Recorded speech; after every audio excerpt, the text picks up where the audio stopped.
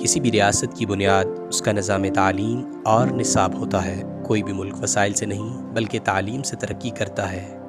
ترقی یافتہ ممالک میں تعلیمی نصاب یکساں ہے، لیکن ہم آج بھی انگریزوں کے بنائے ہوئے تعلیمی نظام کو ہی چلا رہے ہیں۔ یکساں قومی نصاب کا مطلب اس بات کو یقینی بنانا ہے کہ ملک کے کسی بھی حصے میں رہنے اور سرکاری یا نجی اسکول میں پڑھنے والے حتیٰ کہ مدرسے میں زیر تعلیم بچوں کو ایک معیار کی تعلیم حاصل ہو، تاکہ بچے ایک جیسی تعلیم حاصل کر کے ایک جیسی سوچ اپنا سکیں۔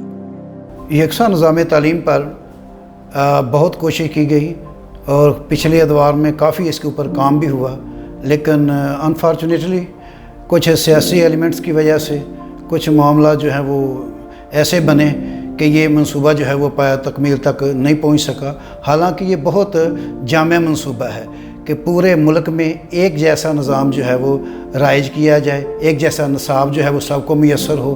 وہ دینی مدارس ہیں، عام تعلیم ہے، وہ دیہاتوں میں رہنے والے ہیں، وہ شہروں میں رہنے والے ہیں، وہ ایلیٹ کلاس ہے، وہ مڈل کلاس ہے، کوئی بھی طبقہ ہے۔ اگر نظام تعلیم یکساں کر دیا جائے، سب کے لیے نصاب ایک جیسا کر دیا جائے، تو میں تو یہ سمجھتا ہوں کہ یہ سب کے لیے فائدہ مند ہوگا۔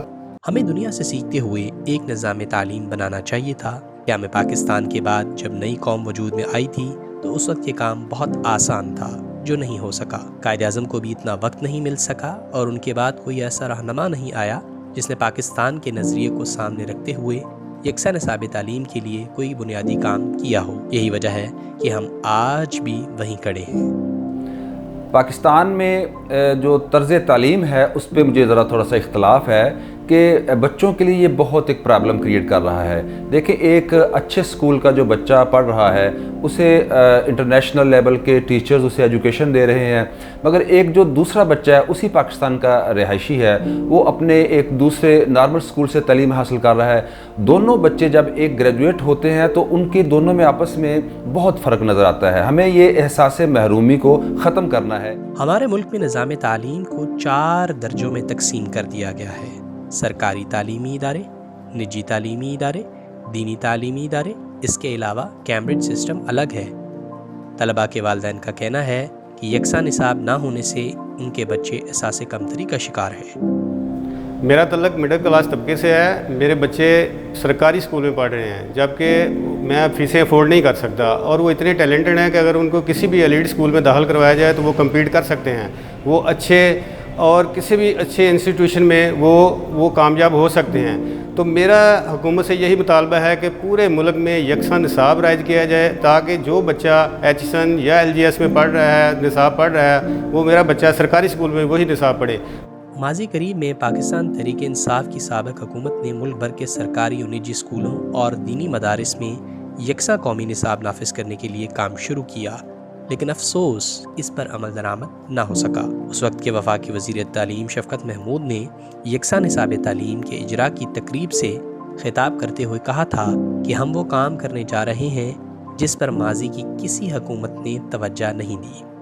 موجودہ حکومت فروغ تعلیم کے لیے انقلابی اقدامات کر رہی ہے۔ تعلیم کے بجٹ میں بھی اضافہ کیا گیا ہے۔ اس سلسلے میں وفاقی وزیر تعلیم رانا تنویر حسین کا کہنا ہے کہ پی ٹی آئی کے دور حکومت میں یکساں نصاب کا مقصد اوپر والے طبقے کو فائدہ پہنچانا تھا۔ نیچے سے ہم نے کیا کہ نیچے والوں کو پتہ، وہ جو پی ٹی آئی کی گورنمنٹ کا تھا وہ تھا اوپر والے جو نیچے آ رہے تھے، معیار ان کا، اس لیے ہم نے منیمم بینچ مارک کر کے اوپر ہم نے چھوڑ دیا ہے کہ وہ کہتا ہے نا اسکائی از لمٹ، کہ آپ عثمان تک جانا چاہتے ہیں جائیں۔ تو میں سمجھتا ہوں کہ وہ ہم نے کیا ہے، انشاءاللہ وہ کیا دیکھیں گے خاطر کا رزلٹ نکلے گا، اور اس کو صوبے بھی اڈاپٹ کریں گے۔ پہلے صوبوں نے بعض صوبوں نے سندھ نے اس کو اڈاپٹ نہیں کیا تھا، تو اب سندھ والے بھی کہتے ہیں کہ جی اگر آپ کی یہ جو سوچ ہے یا آپ کی اپروچ ہے یا آپ کا پروگرام ہے، یہ ہمیں بھی قابل قبول ہے۔ یکساں نصاب تعلیم رائج کرنا ایک بہت بڑا چیلنج ہے۔ اگرچہ اب ذہنوں کو تبدیل کرنا آسان نہیں، لیکن ناممکن کو ممکن بنانا ریاست کے اختیار میں ہے۔ طبقاتی نظام تعلیم کو ختم کر کے ہی ہم ملک کو اقوام عالم میں باوقار بنا سکتے ہیں۔